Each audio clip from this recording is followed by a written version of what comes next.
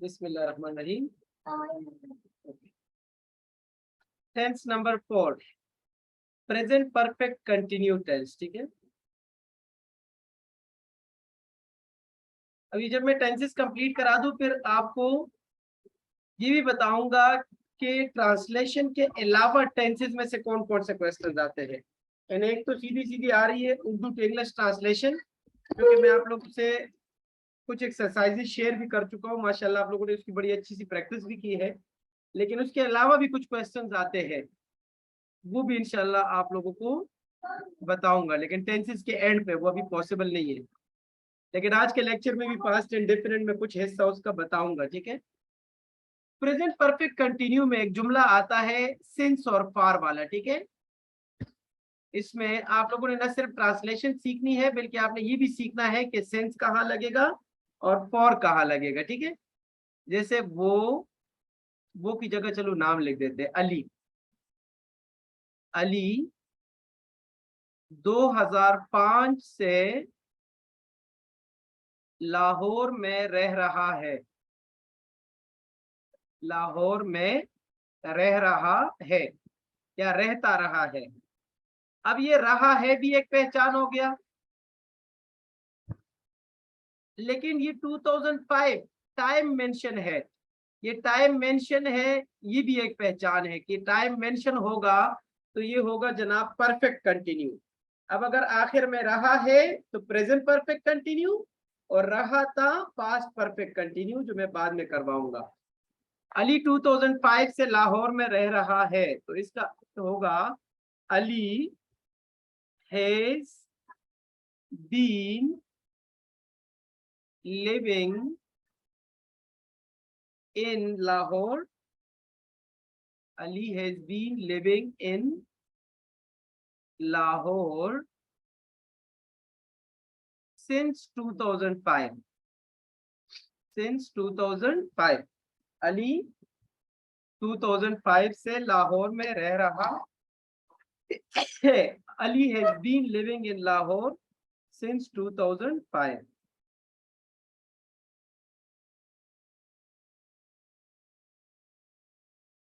Ali has been living in Lahore since 2005।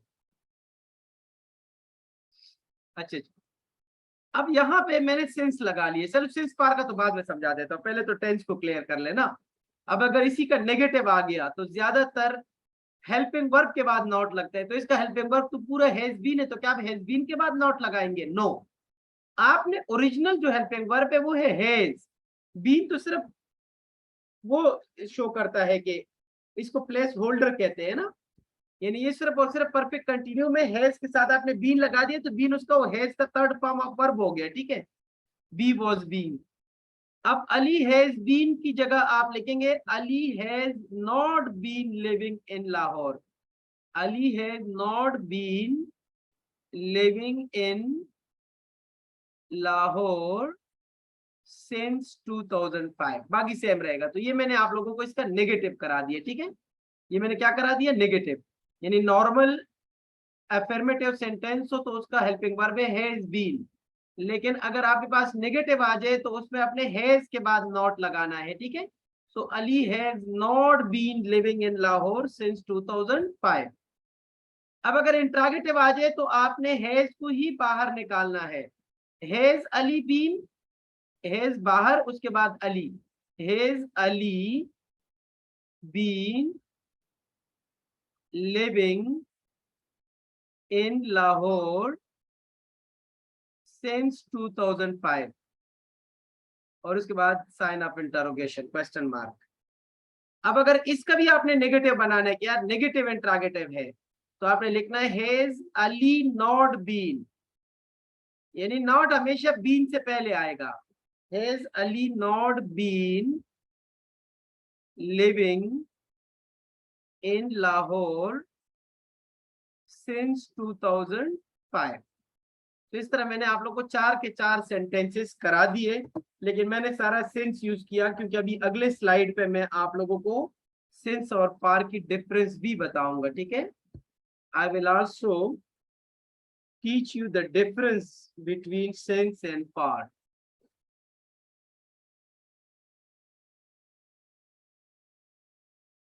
Present perfect continue जिसके पहचान है टाइम मेंशन और रहा है, और इसका हेल्पिंग वर्ब है हैज बीन, और इसमें फॉर्म ऑफ वर्ब लगता है first form plus ING.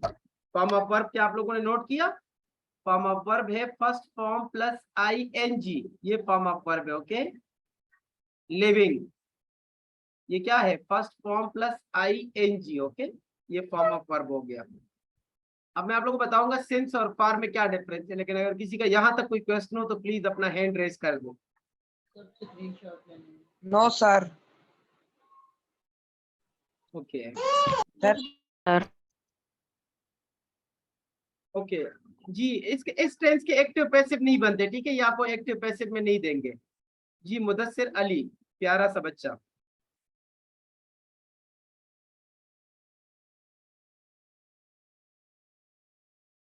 No question. Okay, अभी मैं जा रहा हूँ सिंस फॉर पे। जी सर बोले बोले। सर मैं पूछा था कि सर इसमें प्रेजेंट परफेक्ट कंटिन्यूअस में हमेशा आईएनजी वर्ब के साथ लगेगा।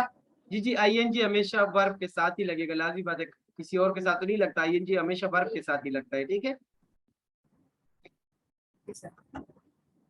ओके स्टूडेंट्स, आप लोगों से एक रिक्वेस्ट भी है कि इस दफा अगर आप लोग फीस टाइम से सबमिट कर लें so I will be thankful to you, ठीक है। काफी ज्यादा लड़कों की फीस तो ऑलरेडी ड्यू हो चुकी है, तो कल आप लोग काइंडली लाजमी अपना फीस सबमिट कर लें, और आज अपनी डायरी में ये नोट भी कर ले, ठीक है। फीस तो वैसे भी आप लोग सबमिट करते ही है, तो अच्छा है कि इस दफा अगर आप लोग टाइम से सबमिट कर ले, ठीक है। Thank you so much, tomorrow इंशाल्लाह। और आप लोग मुझे अपना डिपॉजिट स्लिप लाजमी भिजवा दिया करें, ठीक है।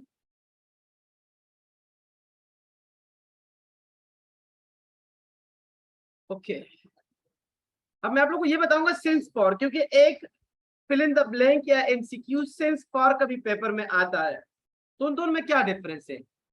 जैसे he has been working in this office dash 8 years, यानी वो फॉर, अच्छा, वो 8 साल से इस दफ्तर में काम कर रहा है। अब इसमें क्या आएगा, सिंस या फॉर, वो आप लोगों ने मुझे चैट पे बताना है। और यही जुमला में लिख दूं, he has been working in this office dash 2016, इसमें क्या आएगा? माशाल्लाह माशाल्लाह, गुड, शाबाश, आप लोग के आंसर्स बिल्कुल ठीक है। अब नंबर 1 में आपके पास आएगा फॉर, और नंबर 2 में आपके पास आएगा सिंस। अभी हमने क्यों किया, अब मैं आप लोग को एक छोटा सा टेबल ड्रा करके दे देता हूँ, ठीक है, कि कहाँ सिंस लगेगा और कहाँ फॉर लगेगा। अगर फिक्स टाइम हो, यानी उन्होंने टाइम फिक्स कर दिया हो, जैसे 8 o'clock, सिंस लगेगा। 2016 सिंस लगेगा। सिंस जनवरी, फरवरी, और सिंस मॉर्निंग, या सिंस ट्यूसडे, दिन का नाम आ जाए, महीने का नाम आ जाए, डेट आ जाए, टाइम आ जाए, ईयर आ जाए, तो आपने सिंस लगाना है। और फॉर आपने लगाने ड्यूरेशन के लिए, जैसे 8 years, वो 8, चलो 8 months कर लेता हूँ, वो 8 महीनों से मेहनत कर रहे हैं, तो 8 months तो आपने फॉर लगा लिया, ठीक है।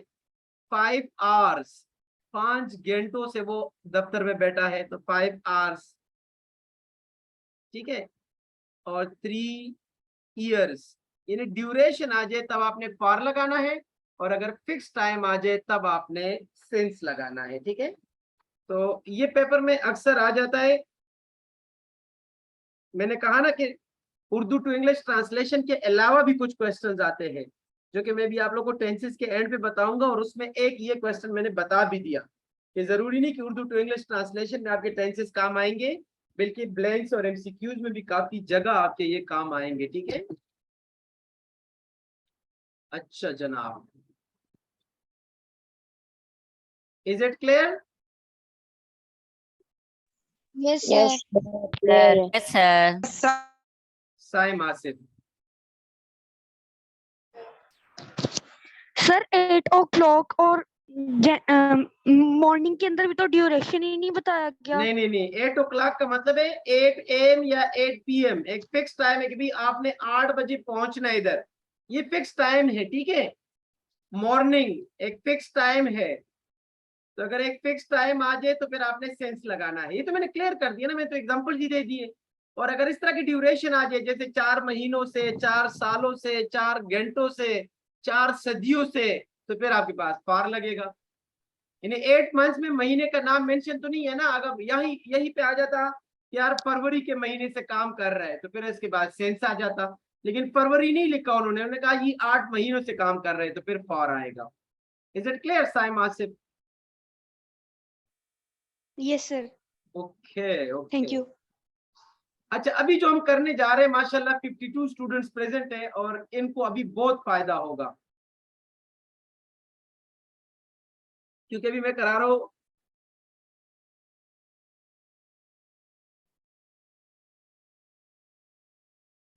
हूं past indefinite tense. Voice message भी कर देता हूं। वो कैडेट जिन्होंने अभी तक क्लास ज्वाइन नहीं किया वो फौरन क्लास ज्वाइन कर ले। मेरे पास इस वक्त 52 पार्टिसिपेंट्स है, इसका मतलब है एटलीस्ट 15 पार्टिसिपेंट्स क्लास में मौजूद नहीं है। और उसकी वजह यह है कि मैं पास्ट इंडेफिनिट टेंस शुरू करा रहा हूं, जो कि टेंसेस का बैकबोन कहलाता है। उर्दू टू इंग्लिश ट्रांसलेशन में सबसे ज्यादा जुमले पास्ट इंडेफिनिट के आते हैं। डू एज डायरेक्टेड में change into negative, change into interrogative, ठीक है, ये आते हैं पास्ट इंडेफिनिट से। और correct form of verb past indefinite से ही आता है। और इस टेंस में मैंने सिर्फ आज ट्रांसलेशन कराऊंगा, बल्कि डू एज डायरेक्टेड वाले सारे क्वेश्चंस भी इसी टेंस में कराऊंगा। तो ये सबसे इंपॉर्टेंट टेंस है। जो स्टूडेंट्स मेरा मैसेज सुन रहे हैं और अभी तक क्लास में नहीं आए तो काइंडली क्लास ज्वाइन कर लीजिएगा। बेटा मैंने क्लास में मैसेज इसलिए कर दिया क्योंकि काफी ज्यादा इंपॉर्टेंट टेंस है, ठीक है। पास्ट इंडेफिनिट टेंस, इसको पास्ट सिंपल भी कहते हैं, ठीक है, पास्ट सिंपल भी कहते हैं। ओके, ये मैं पहले इंग्लिश का सेंटेंस लगा रहा हूँ, इजी सा सेंटेंस, फिर उसके बाद थोड़ा सा मुश्किल की तरफ भी जाऊंगा। He went to school. Urdu में हमें लिखा आ जाएगा कि वो स्कूल चला गया, या वो स्कूल गया, या वो स्कूल चला गया। इन इसकी पहचान क्या है? हमने मैच जीत लिया, हमने मैच जीत लिया। यानी आखिर में अलिफ या अलिफ ये अगर आ जाए ना आखिर में तो फिर वो पास्ट सिंपल टेंस होगा या पास्ट इंडेफिनिट टेंस होगा, ठीक है। जैसे हमने हाजिरी लगाई, हमने मैच जीत लिया, हमने खाना खा लिया, ठीक है, हमने खाना खा लिया। Thank you so much. बस बेटा बस, थैंक यू, मैंने ब्रेक टाइम में पानी पी लिया था। हमने मैच जीत लिया, वो स्कूल चला गया। तो ये पहचान आप तो इजीली कर सकते हैं कि अलिफ या आ जाए तो आप लोग यही वाला टेंस समझोगे कि ये पास्ट इंडेफिनिट टेंस है। अच्छा, पास्ट इंडेफिनिट टेंस में दूसरी बात, ये तो होगी पहली बात ना, पहचान। दूसरी बात मैं अंडरलाइन कर रहा हूं, ठीक है, कि सेकंड फॉर्म ऑफ वर्ब आएगा। क्या आएगा? Second form of verb. Second form of verb से भी आपको पता लग जाएगा कि यार ये पास्ट इंडेफिनिट टेंस है, ठीक हो गया। अच्छा, और तीसरी बात कि इसका जो हेल्पिंग वर्ब है डेड, वो सादा जुमलों में इस्तेमाल नहीं होता। इसका हेल्पिंग वर्ब डेड है लेकिन सादा जुमलों में इस्तेमाल नहीं होता, वो हम सिर्फ नेगेटिव इंट्रागेटिव में यूज करते हैं, ठीक है। हेल्पिंग वर्ब इसका है डेड। अब इसी का नेगेटिव बना लेते हैं। ही वेंट टू स्कूल, तो इसका नेगेटिव होगा he did not go to school. कुछ लोग डिड नॉट वेंट लिख देते हैं, गलत है, he did not go to school. उसकी वजह क्या है कि जब आपने डिड यूज किया तो डिड के साथ फिर आपका फर्स्ट फॉर्म ऑफ वर्ब लगेगा, फिर सेकंड फॉर्म नहीं लगेगा, क्योंकि डिड बजाते खुद सेकंड फॉर्म है। अगर हम डेड का फर्स्ट फॉर्म देख ले तो वो है डू, यानी डू है first form of verb, dead second form of verb और डन जो है वो थर्ड फॉर्म ऑफ वर्ब है। तो डेड बजाते खुद सेकंड फॉर्म ऑफ वर्ब है, इसलिए एक जुमले में आप 2 दफा सेकंड फॉर्म ऑफ वर्ब नहीं लगा सकते, ठीक है। तो he did not go to school, he did not go to school. अच्छा, he did not go to school, हमने मैच जीत लिया, so we won the match, we won the match. So इसका नेगेटिव क्या होगा, we did not win the match, interrogative बाद में कराऊंगा, ठीक है। We did not win the match, फिर फर्स्ट फॉर्म ऑफ वर्ब लगेगा, ठीक है। ये मैंने पहला जुमला कराया और ये मैंने दूसरा जुमला भी करा दिया आप लोगों को, ठीक है। इसका ये नेगेटिव हो गया, डबल स्टार वाला इसका नेगेटिव है, ठीक है। अच्छा, उसने खाना खा लिया, तो he ate the meal, he ate meal, तो इसका नेगेटिव क्या होगा, he did not eat meal, he did not के साथ फिर एट नहीं आएगा, फिर ईट आएगा, ठीक है। ही डिड नॉट ईट मील।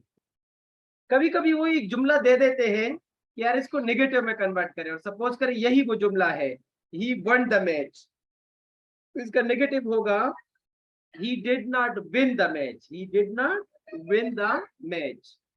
तो ये बिल्कुल मैंने सिंपल चीजें करा दी, अब थोड़े से इंट्रोगेटिव की जाने चलूंगा, लेकिन अब क्या आप लोगों को ये समझ आ गया जो मैंने पढ़ा लिया। Yes sir. Yes, sir. Yes sir. यहाँ तक किसी का कोई क्वेश्चन हो तो अपना हैंड काइंडली रेज कर ले, और इन जुमलों को बार बार देखिएगा, ताकि आपको आगे जो भी जुम्मे डू इज डायरेक्टेड कराऊंगा तो उसमें से आपको कुछ चीजें समझानी है, ठीक है जी। Mohammad Rayan Saqib, you can ask your question now. Sir वो मैंने पूछना था कि हमने सारे टेंसेस करने हैं। सारे करने हैं ना, तो क्या आधे करा दूं? नहीं वैसे पूछ रहा हूँ। वैसे ना पूछा करे ना, फजूल चीजें पूछते हो तुम हमेशा। ये कौन सा सवाल है हमने सारे टेंसेस करने? अब यहाँ पे मैं क्या अंडे बेचने आया हूँ?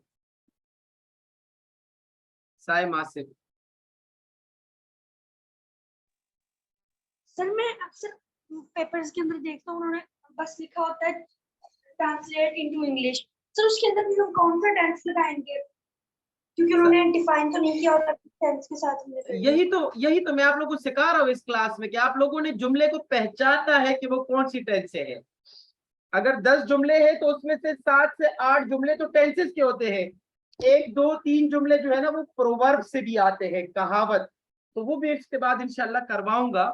आप लोग खुद भी कर सकते हो आसान कैडेट गाइड से प्रोवर्ब्स, जैसे नाच ना जाने आंगन टेढ़ा, ये पेपर में अक्सर आ जाता है, तो इसका इंग्लिश क्या होगा?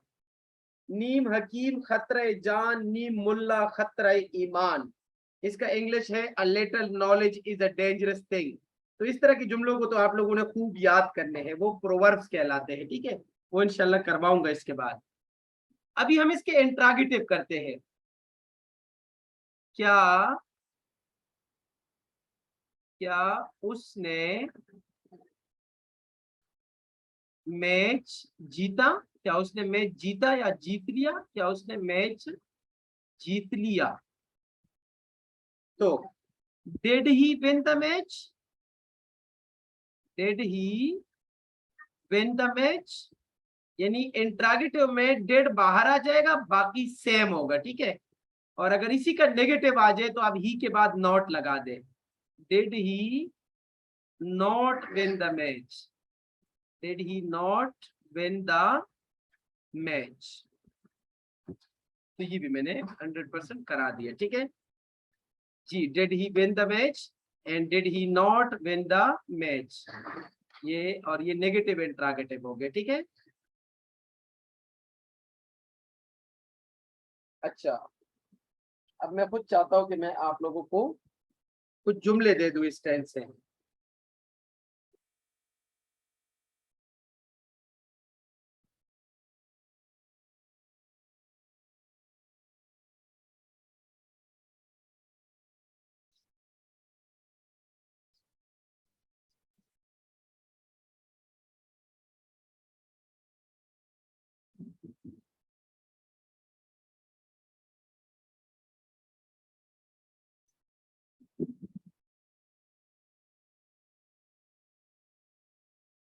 ओके, अब मैं आप लोगों को कुछ जुमले दे दूं, कोशिश करूंगा इसी टेंस के दे दूं, ठीक है।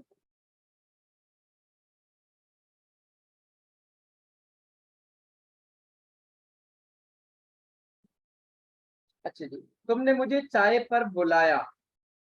अच्छा, मैं उर्दू लिखूंगा और आप लोगों ने इंग्लिश लिखना है, ठीक है, क्योंकि इस टेंस को मैं ना काफी ज्यादा टाइम देना चाहता हूँ, इसकी खूब प्रैक्टिस करेंगे और आखिर में इसके डू इज डायरेक्टेड। अच्छा, डू इज डायरेक्टेड का डायरेक्ट इनडायरेक्ट मतलब नहीं है यार। डू इज डायरेक्टेड का मतलब है कि जो पूछा गया उसका आंसर दो। तो उसमें जो जो चीजें पूछी गई हूँ मैं आप लोगों को एंड पे बताऊंगा, ठीक है। ये मैं बुक सामने रख देता हूँ क्योंकि मेरे कमरे में लाइट नहीं है यार। मैं 9 से 10 तक इधर लाइट नहीं होती, हम यूपीएस से ही काम चला रहे होते। अच्छा जी, पहला जुमला, तुमने मुझे चाय पर बुलाया। मैं यहाँ उर्दू लिखूंगा, आप लोगों ने इंग्लिश चैट में भिजवाना है, ठीक है। रजिस्टर पे भी आप लोग लिख सकते हैं, एंड पे जब मैं आंसर लिखूंगा तो उसके साथ आप मैच कर लेना। तुमने मुझे चाय पर बुलाया, तुमने मुझे चाय पर बुलाया, ये हो गया पहला। दूसरा क्या है, हमारी टीम ने मैच जीत लिया। हमारी टीम ने मैच जीत लिया, नहीं ये वाला नहीं। हाँ हाँ, क्या देखो,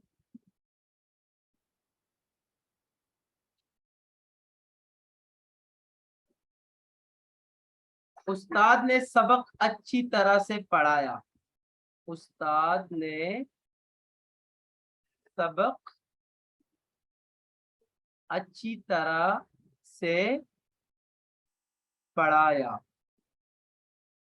और तीसरा जुमला है, पुलिस ने चोर को गिरफ्तार न किया। पुलिस ने चोर को गिरफ्तार न किया, ठीक है। फोर्थ नंबर है, हमने उसकी परवाह न की। ये थोड़ा सा मुश्किल है लेकिन आप लोग करेंगे इंशाल्लाह। हमने उसकी परवाह न की। हमने उसकी परवाह न की। और नंबर 5 है, एक इंट्रागेटिव दे दी, चलो इंट्रागेटिव रहने दें। उसने झूठ न बोला, ठीक है। लड़की ने झूठ न बोला। शाबाश, ये 5 सेंटेंसेस आप लोग जो है वो ट्रांसलेट करके मुझे चैट में भी भिजवा सकते हैं, आप लोग रजिस्टर पे भी कर सकते हैं। अच्छा, टीच नहीं होता यार, टीच का second form of verb taught है। टीच का सेकंड फॉर्म ऑफ वर्ब क्या है, TAUGHT, ओके, टॉट। बुलाने को इनवाइटेड कहते हैं, ठीक है। तो इनवाइट है तो second form of verb invited. और गिरफ्तार करने को ना अरेस्ट कहते हैं, ठीक है, अरेस्ट। लेकिन चूंकि ये नेगेटिव है तो first form of verb use होगा, डिड नॉट अरेस्ट वाला। और परवाह न करना, did not take care. Did not take care, okay. परवाह न की तो परवाह करने को केयर कहते हैं, टेक केयर पूरा लिख दे, ठीक है। और झूठ, लाई, और टेल ए लाई वाला, ठीक है। ये मैंने फॉर्म सिर्फ लिख दिया, वर्ब्स लिख दिया आप लोगों के सामने। माशाल्लाह, आप लोगों ने तो आंसर बिल्कुल ठीक लिखा है, लेकिन थोड़े बहुत स्पेलिंग गलत है, खैर वो ठीक हो जाएंगे। He invited me for tea और ये सारा ठीक है, गुड, शाबाश, जबरदस्त। क्या आप लोगों ने 5 के 5 कर लिए ताकि मैं स्टार्ट करा दूं? यस सर, कर लिए। अच्छा, जितने भी मैं टेंसेस करा रहा हूँ तो आप लोग काइंडली अपने आसान कैरियर गाइड में से जुमले मजीद प्रैक्टिस किया करें। आसान कैरियर गाइड में पेज नंबर 63 पे इसके सेंटेंसेस मौजूद है, page number 63, okay.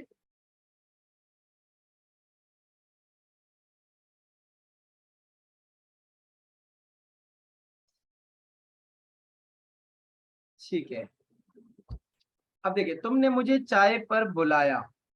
You invited me to tea. Black से लिख देता हूँ। नंबर 1 यू, बुलाना, invite, second form of verb invited, you invited me to tea, इसमें प्रीपोजिशन टू लगता है, ठीक है।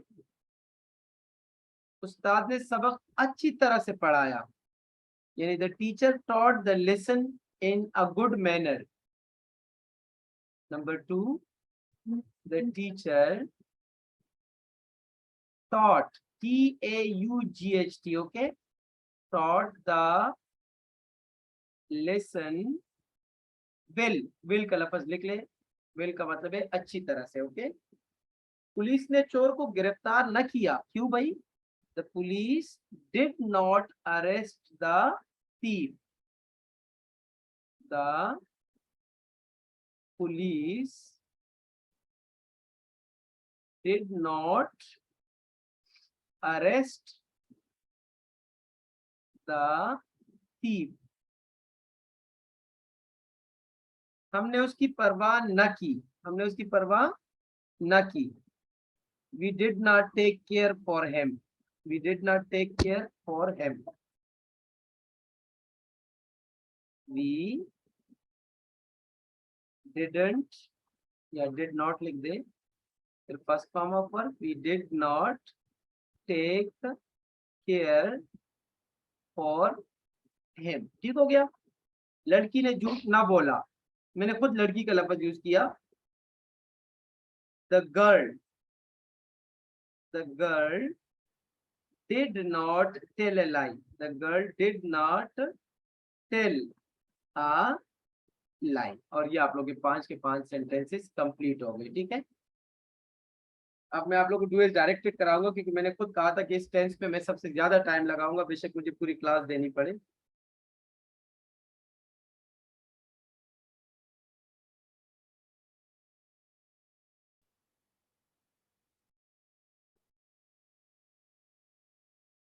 अच्छा, अभी आप लोगों ने जो गलतियां की है, काइंडली उन गलतियों को अपने अपने रजिस्टर पे दुरुस्त कर लें।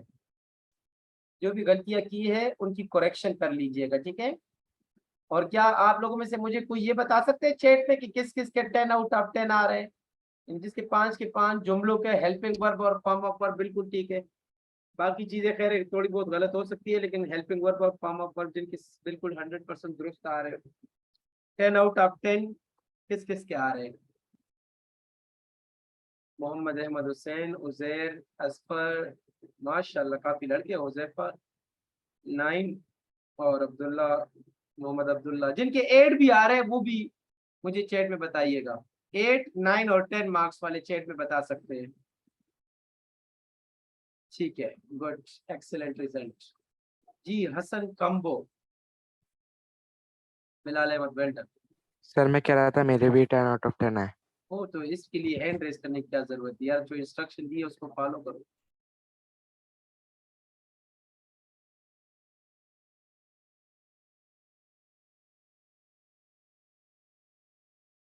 फैजान, मैंने कितनी दफा बोला है कि तुम मुझे जो है ना व्हाट्सएप पे मैसेज ना किया करे यार।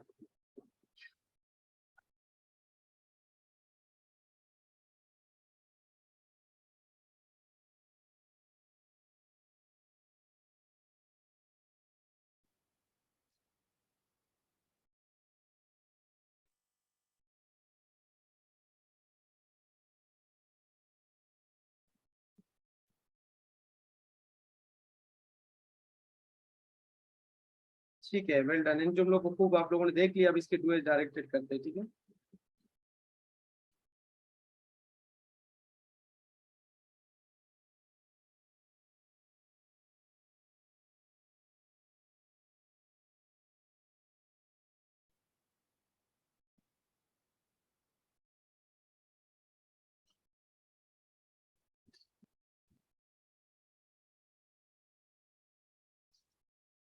ओके,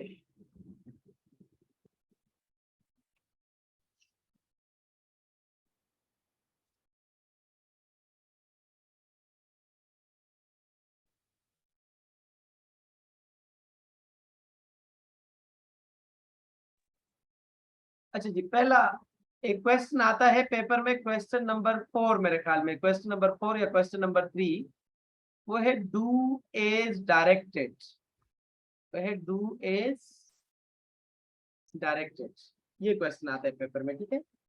डू एज डायरेक्टेड में लिखा होता है कि भाई इस क्वेश्चन में ये करना है, ओके, उसमें जो लिखा होता है बस आपने उस तरह करना है। डू एज डायरेक्टेड का हरगिज ये मतलब नहीं कि डायरेक्ट एंड इनडायरेक्ट है, ठीक है। डू एज डायरेक्टेड में लिखा होता है कि भाई ये काम करना है, ओके।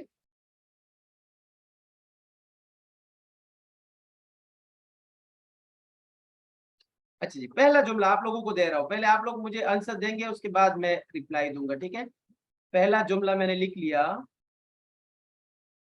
ही डिड इट, और इसके ब्रैकेट में उन्होंने लिखा होगा चेंज इनटू नेगेटिव। शाबाश, आप लोग पहले इस एक को तो कन्वर्ट कर ले। लिखा है ना change into negative, nobody will raise his hand, no need. बस मुझे चैट में बताते जाइएगा।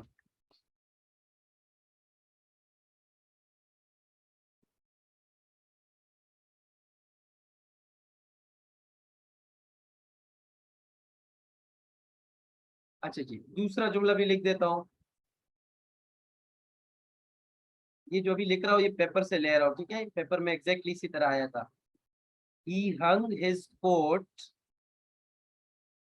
he hung his coat in the cupboard, in the cupboard, अलमारी को कहते हैं, ठीक है। Change into negative, change into, इसका भी नेगेटिव बनाना है आप लोगों ने। शाबाश शाबाश, मुझे चैट में आप लोग के आंसर आने चाहिए।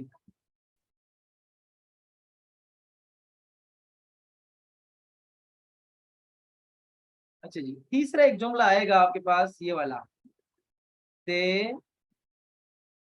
Did not swim in the swimming pool, they did not swim in the swimming pool। अब देखो बेटा, ये ऐसे सेंटेंसेस है जिनके लिए टेंस का आना जरूरी है, लेकिन उर्दू टू इंग्लिश ट्रांसलेशन के अलावा पेपर में आए हैं, और इसके साथ ब्रैकेट में लिखा होगा किसी टेंस का नाम, change into present perfect tense, change into present perfect, ठीक है। अब ये 3 जुमले पहले करवा दो, लेकिन आप लोग मुझे अपने आंसर भिजवा देना, 1 2 3 एक साथ साथ लिखा करें, 1 2 3। माशाल्लाह, वेल डन यार, वेल डन। साइम काशिफ भी, तुम क्या अक्कू बक्कू लिख रहे हो यार, सही तरह से आप जुमलों को आप कन्वर्ट नहीं कर सकते क्या? कितना इजी है यार, जरा जल्दी कर लीजिएगा, ठीक है।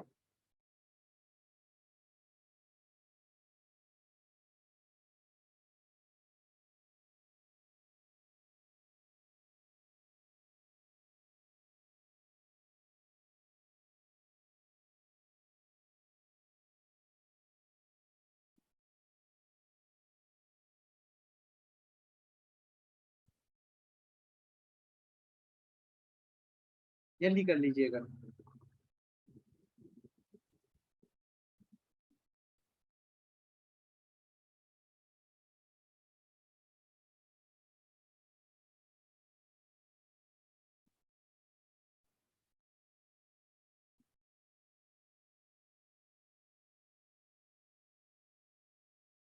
ओके, अभी मैं चेंज करने लगा हूँ।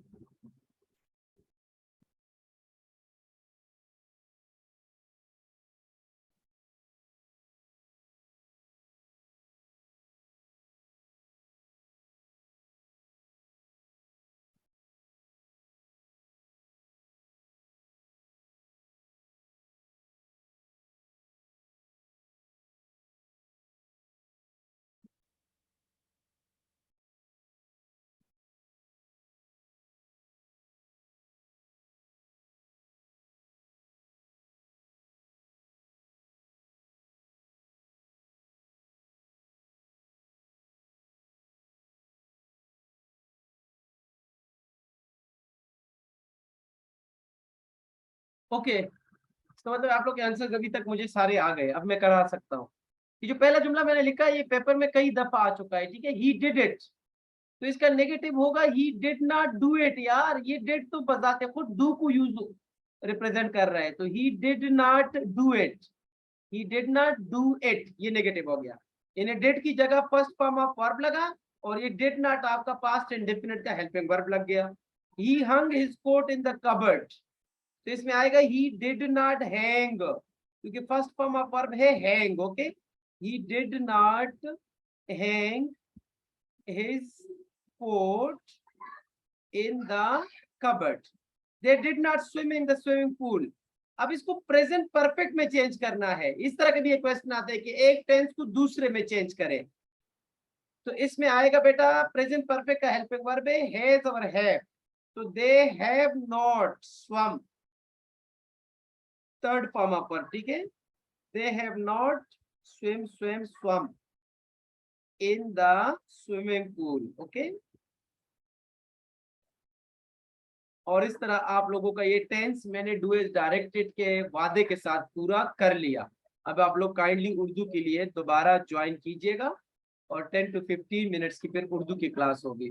आप लोग आजकल देख रहे हो माशाल्लाह हम तकरीबन 2.5 घंटे 2.25 घंटे की क्लास ले लेते हैं, तो इससे आप लोगों को काफी फायदा होगा इंशाल्लाह। अभी आप लोग उर्दू के लिए क्लास ज्वाइन कर लेंगे। सर ही शीट के साथ डज नॉट कहाँ से आगे, मैं पास्ट इंडेफिनिट की बात कर रहा हूँ यार। मैंने यहाँ प्रेजेंट इंडेफिनिट का कोई जुमला लिखा ही नहीं है।